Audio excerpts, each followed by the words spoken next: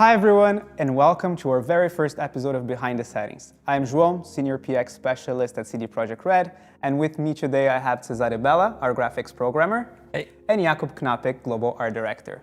Hey. Today we're going to be talking about the technical aspects of Cyberpunk 2077, giving you a peek under the hood.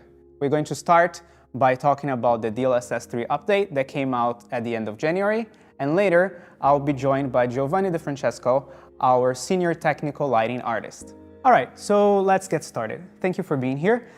We know that the latest update brought DLSS 3 and NVIDIA Reflex support to Cyberpunk 2077. And while of course players can already see the difference and they have already seen how it improves their performance, I thought that maybe we should go over it, explain for those who are not super familiar what this technology is and what it does. So let's take a step back and first start with DLSS 2. Can you maybe explain to us what it is and how it works? Absolutely, but let me start with explaining the name itself, because what DLSS stands for is actually Deep Learning Supersampling, which just by examining the name, we can actually say that it's an AI-based anti-aliasing algorithm, right? But we all know that it's more than that, because it does an upscaling job under the hood. And what the upscaling is just a bit of technology that allows us to render the frame in a lower resolution, gaining the performance while still maintaining the high-level details of a frame. Of course, while you can still benefit from the upscaler in DLSS 2, what I think really is the game changer here in DLSS 3 is AI frame generation, and that's where I think players will see and are seeing the biggest performance.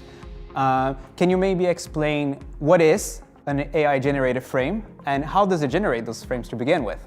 As you already said, DLSS 3 is actually AI-based frame generation, which captures some of our internal textures, and whenever the game wants to present the frame, it just takes over, stores our internal original frame into the copy, and then presents the generated one, right? And then there's a frame pacer thread that actually know exactly how long the frame should be, waits half of this time, and then presents the original frame generated by the game.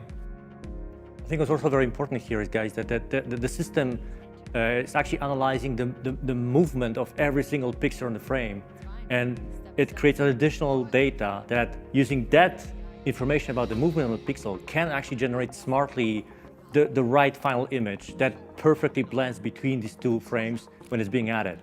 So you never feel like there's something jittery, or you never feel something that's off in a motion. It's always perfectly smooth and perfectly aligned between the frames.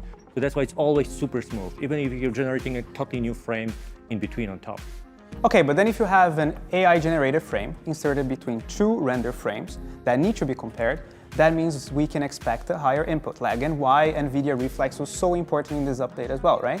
Right, because actually enabling the NVIDIA Reflex is so important on that end, because it actually moves the time when we're querying the input from the players and shortens the gap between querying the input and then presenting the final frame. Yeah, I think it's also important to say that this lag, this gap between the input and the frame is more noticeable when you have 30 frames per second than you say have 90 frames per second or 100 frames per second. So the technology becomes more important for those situations. And obviously, if you have 90 frames per second or 100 frames per second, unless you're a super pro player, then where every single microsecond means something for you as a player, you will never notice it anyway. So I think it's also important to say that, yeah, it's also dependent on the situation where you actually notice that. While of course anyone with a GPU that supports DLSS 3 can make use of it and see the performance improvement, I feel like this technology is really aimed at those players who really want to push their settings, really see, like, you know, that push that ray tracing to max, play it at 4K. Can you maybe talk a little bit about that? Like, who can benefit the most here? Like, what setups are aimed at? It's a good question, actually. I think the biggest benefit of DLSS 3 is when you're actually pushing your quality and GPU power to the limits. So your frame rate is actually getting lower, and then you can generate 2 times more frames per second to cover up for it. So it's for extremely demanding visually content that normally requires more time to generate frame, but also for super high resolution screens like 4K, 8K, which maybe in the future becomes a standard. Then you actually, with 8K screen, you have 4 times more pixels to render than the 4K screen. It's not 2 times more, it's 4 times more. So it's actually 4 times slower. So if you say have normally 60 frames per second, with 8K screen, you naturally have 1/4 of that. Someone can make a math. So DLSS will actually make it just 2 times less, which is quite amazing because you'll get 30 frames per second on 8K screen. All right, Kuba, Cesare, thank you so much for having this talk with me. I really appreciate it. I'm sure like players at home are really enjoying this update, and yeah. Thank you. Okay, thanks a lot. Now we're joined by Giovanni De Francesco, our senior technical lighting artist. Did I get that right? Yeah, It's right. a really long title. We are going to be talking about what's coming with patch 162, Ray Tracing Overdrive, aka path tracing. So first, let's maybe explain what is ray tracing and how hybrid ray tracing works, that it is what our game uses, right? Yeah, we're using actually hybrid ray tracing, which is I'll explain why it is that way. In general, ray tracing is a technology to calculate the light by just tracing exactly how it traveled through the world. And it's obviously way more accurate than using the more classical systems that were used in the past. We call it rasterizing rendering mode. But the hybrid mode is actually replacing some of the systems that together generate the frame and replaces them with ray traced elements. So imagine it that it's like layers in a Photoshop.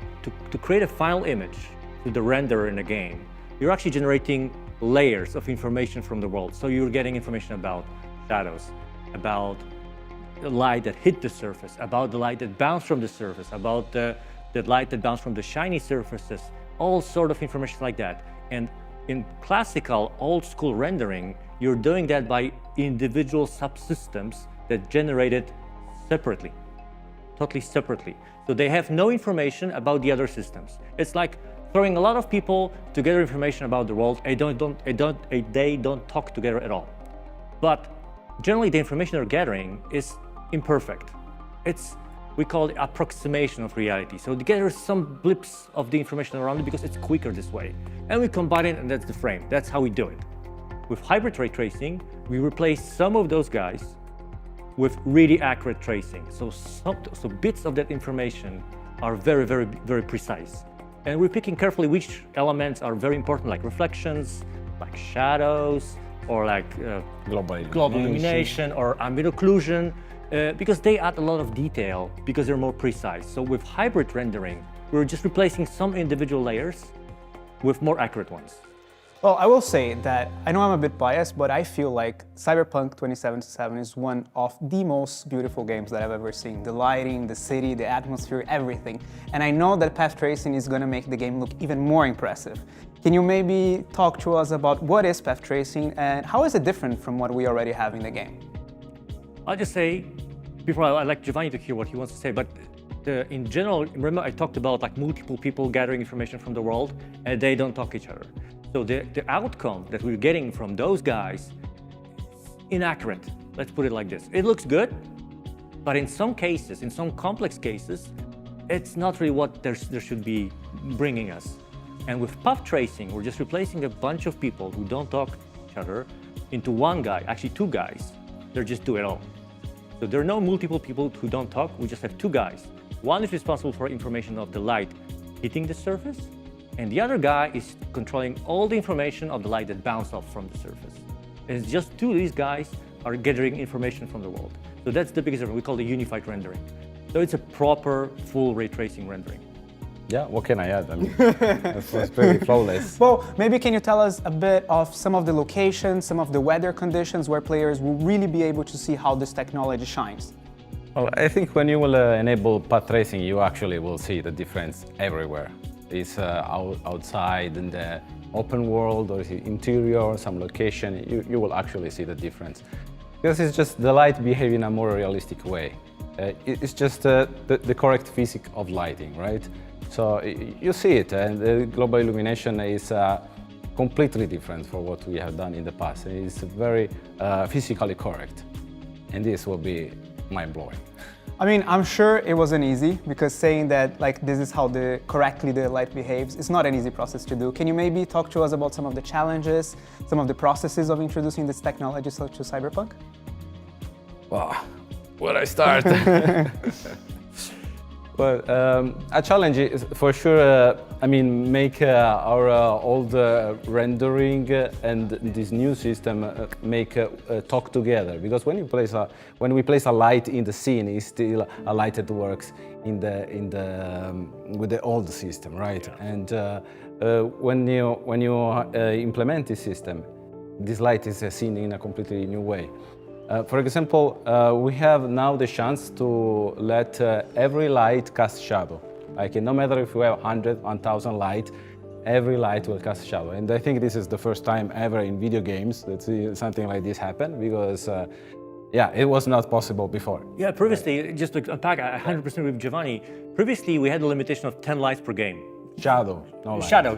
Shadow for light. So you could have more lights, but only 10 were casting shadows. Practically right now, all the lights you see in the screen, all lights, it can be 1,000 of lights, they will all cast fully realistic, soft shadow in the world, which is, plus all the emissive surfaces, like all the bright things we have behind us, will actually also cast a proper light and shadow. So this is really realistic way of treating the light this time around. I mean, I think the best way to really understand it as is a more comprehensible form of ray tracing, which then it means that it is going to be more performance heavy, right? Can you comment a bit about that? Like, what can players expect in terms of performance? Well, it's going to be pretty expensive, I mean, pretty heavy on the GPU. And we don't have a precise number, but probably something around 30% heavier or 40% heavier, but this is where DLSS 3 come in to help us, because it gives back all the performance, all the frame that we are losing with this high-demanding rendering technique. Right, so DLSS 3 is really important for this technology, right? Absolutely, like Giovanni said, there are two reasons for it. Like, number one reason is obviously that it helps to bump up the performance of the frame. So yeah, you're losing some frames per second with the more performance heavy technique of rendering, but you make it up with the frame generation by the DLSS 3. But there's one more thing that comes very important with the DLSS 3 frame generation for path tracing actually.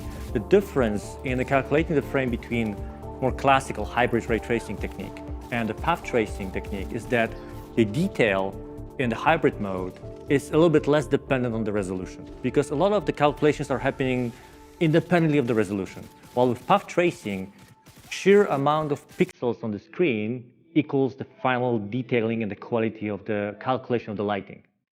So in short, you actually want to have as many pixels on the screen as possible to get as good definition of the world as possible. So that way you can actually, because DLSS is actually allowing you to control the quality, so how much you're upscaling the image. So with frame generation, it can actually push yourself to have a little bit higher quality of the base image before upscaling, because you're generating frames to make up for it. So what I'm trying to say is that it's really, really a perfect match in a way, the DLSS 3 and the path tracing. Kuba, Giovanni, thank you so much for our talk today. Is there anything you want to add and tell our players? Oh, actually, yes. Just be sure to update your driver. Yes, please update your drivers. Yeah, you should have a pretty powerful GPU anyway. Otherwise, try just to lower the resolution and it's gonna run in some way. Yeah, I think it's also a moment to say that, guys, we're releasing it as a technology preview. It's very important that we're doing it like this, because it's not some bump or update of one of the filters or elements in the game. It's literally a totally new way of rendering the game. And obviously, the game is massive, and the technology change is huge. So we're calling it technology preview. So yes, there could be some issues here and there, but we'll still keep investing into this. We're still working on this one, and we hope to kind of move it out and wrap it up for the proper next release in the future. But for now, we're giving you like a preview of what we think is the future of rendering. And I think at the same time, we'd like to thank NVIDIA and our programmers who put a lot of effort into making this happen. And we really hope that you guys enjoy it and like it, like we actually do right now. We're having fun. Yeah, we're having fun working on this. It's super cool. Yeah, personally, I cannot wait to see it and test it myself. I also cannot wait to see some of the pictures that our players are going to take, because I'm sure they're going to be fantastic. Thank you again. Thank you. So that's it for us today. Don't forget, you will be able to check path tracing with the upcoming patch 1.62 coming soon. And please let us know if you enjoy this type of content, would like to see more, and I'll see you next time. Yeah. Thank you.